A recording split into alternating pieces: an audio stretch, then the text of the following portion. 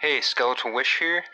This is actually the first gaming video I've done in a long time. This game is called Utopia Origin, and it is a really fun survival MMORPG for mobile.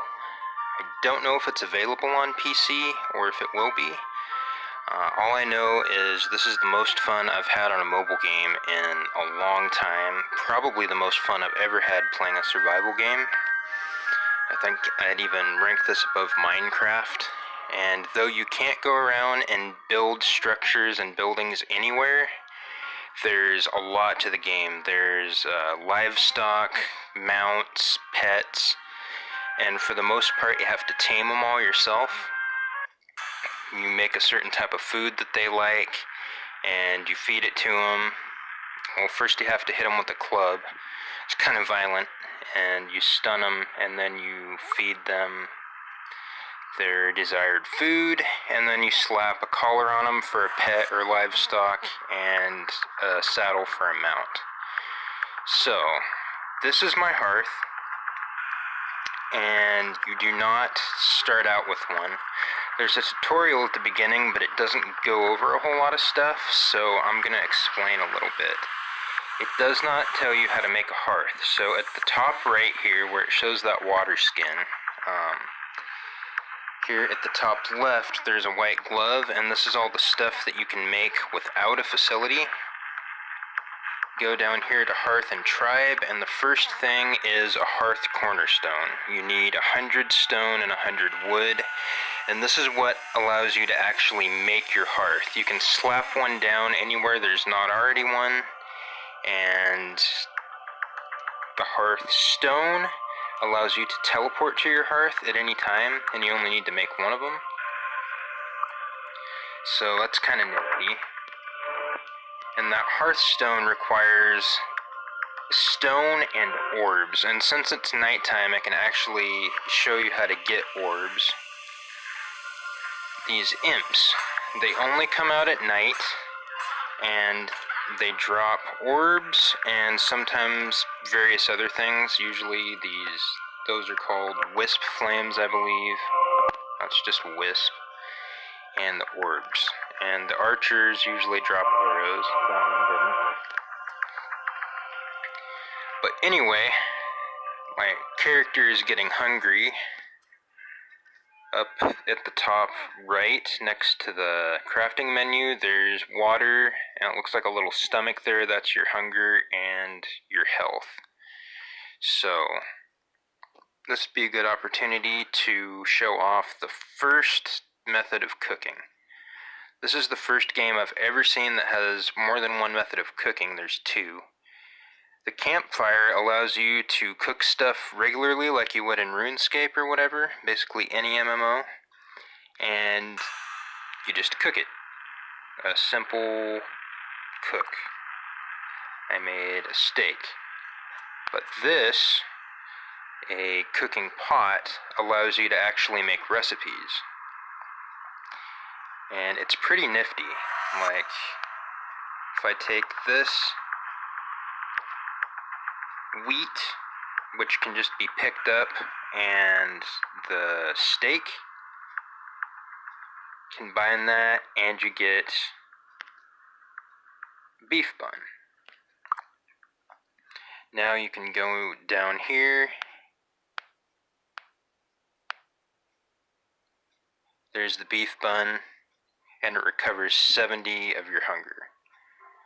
So, I'm actually pretty hungry, it seems. Deep fried lobster is something you get for daily login sometimes. So, for hydration, you can pick berries too. I like to pick blueberries. They're all over the place. They give you 20 to your hydration. It's called food and water, but anyway, so there's cooking. It tells you how to get resources in the tutorial, but I want to describe just kind of how it works, because it's a little bit different than other games. It's kind of neat, actually. Chop down a tree, you don't just get wood, you get various other things like straw, your wood of course, and then whatever type of fruit It's not guaranteed. Wood is always guaranteed, but the fruits and other things can be random. So sometimes you'll get a leaf or a silkworm from these trees, and the silkworms and the leaves are actually fairly rare, and people will trade all kinds of stuff for them. There's no gold currency in this game, so you just trade stuff.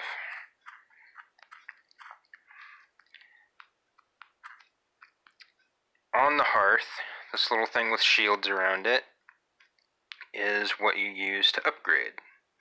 First upgrade needs 500 wood, 200 sand, and 400 stone, which I've not got all of yet, so I can't. One thing I haven't really done yet, too, is when you go to the crafting stuff that you can just make without any facility, there's building, and you can make walls, doors, roofs, floors, all that type of stuff. And then when you're on your hearth, there's a little building menu here, and you can submit the materials, and then you can use them to build stuff around your hearth. Now, other people can join the hearth, and I think you can set whether or not you want that to happen. You can join other people's hearths, but I believe that allows other people to start putting their shit everywhere, and I don't want that, because I just want to use the space I have for my own facilities. I can go inside here. I have an enchantment altar. You can find these stones. The only place I've found them is in chests around the world. But you can use it to enchant weapons and tools and armor. So, mining is the same concept as cutting down trees. You mine, and not only will you get the ore of the specific rock, but you'll get some other stuff. So I got stone, silver, and then I got a moonlight stone. So, moonlight stone is what you get for silver. Different ores have different stones that you can get, and what they allow you to do is you go over here to the anvil, and the anvil is where you make tools and weapons. There's a forge over on the other side, and that's how you make armor. All weapons and armor require 10 orbs, for silver anyway. As you go up, they need more orbs, but over here at the right, you can see additive, and that's where you can place this, and it'll give you a good chance to make a superior weapon rather than just a normal one. Another thing is taming the livestock. This guy requires wheat feed, and he can produce eggs. And you need to make a basket, which can be made just without any type of facility. You can just stand there and make it. And you give him more wheat feed, which I will show you how to make. And it'll fuel him to start making eggs. So here's wheat. It's all over the place. How many do I have at this point?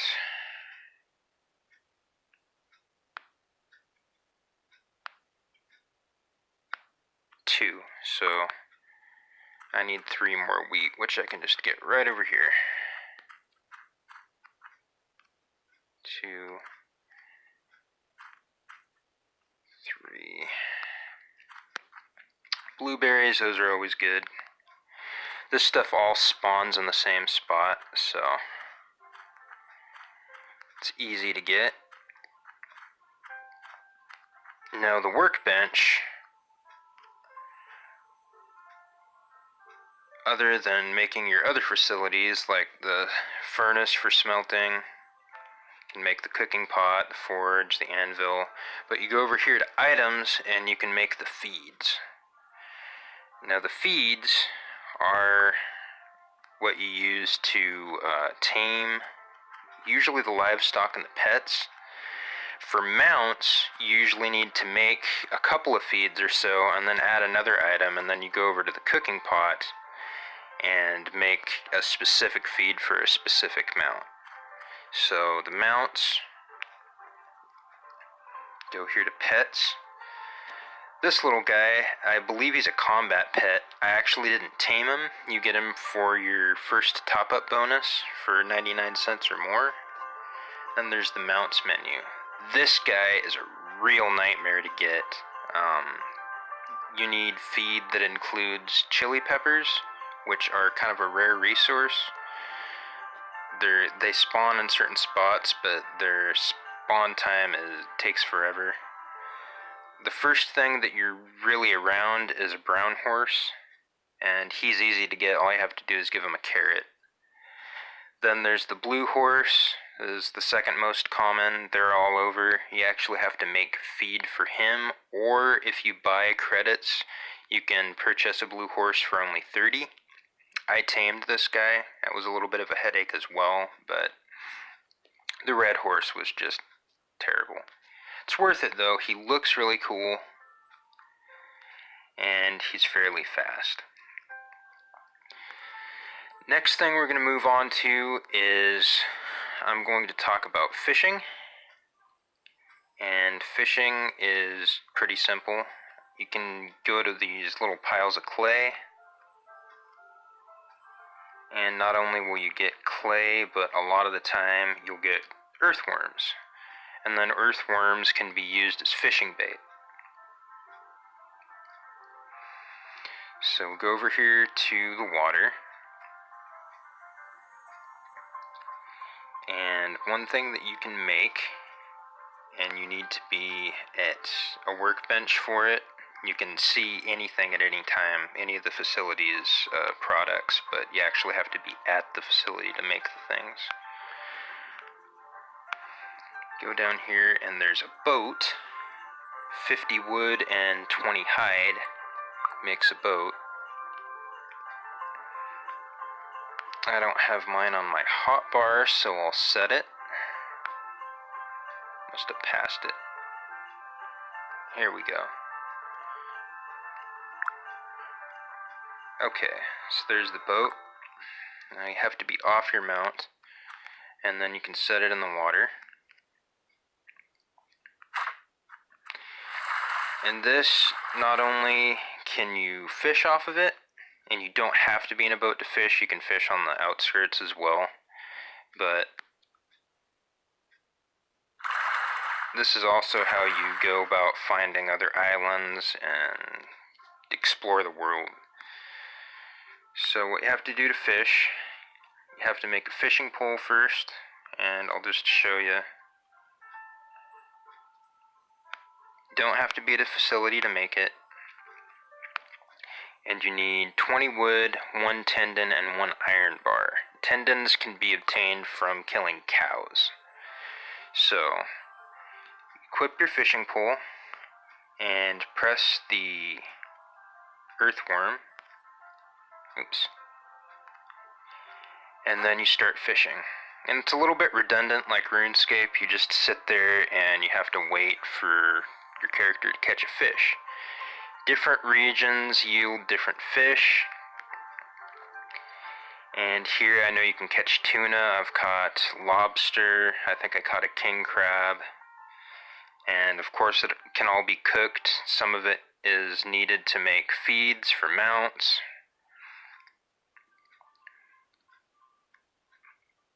Got kelp. I think you can get kelp and seaweed pretty much anywhere.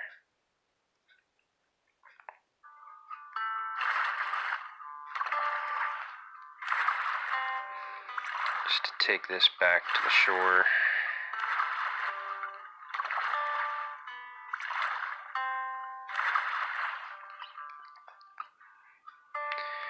When you set your boat in the water, it stays there for, it looks like, the better part of a week. but you can just recall it and it'll go back in your inventory. Speaking of that too, another thing that I forgot to mention is if you build anything outside your hearth, it only stays there for a day. So really, as soon as you get the chance, you want to go out and make a hearth, and you can just build your stuff on there and it'll stay there forever. So there's stuff all over. Any type of plant can be picked up. It can all be used for something. Usually it can be used for multiple things.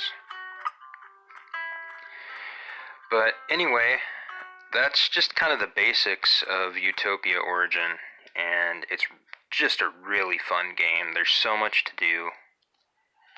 I'll probably make another video or two so I can kind of show you the world a little bit. And with the world, last thing I want to talk about here is there's those yellow and white icons on the map. Those are towers that have already been discovered. The starting grounds, you automatically have them uncovered, but you go over here, and those gray ones, you have to find them and activate them, and then it'll uncover that whole chunk of the map. And it's kind of a little cutscene, like Breath of the Wild a little bit. You activate it, and a beam shoots up into the air, and you get that part of the map. So it's kind of fun to go and just discover everything. Anyway, I hope you enjoyed the video. I hope you give this a shot because it's just amazing. And I'll catch you next time. Peace.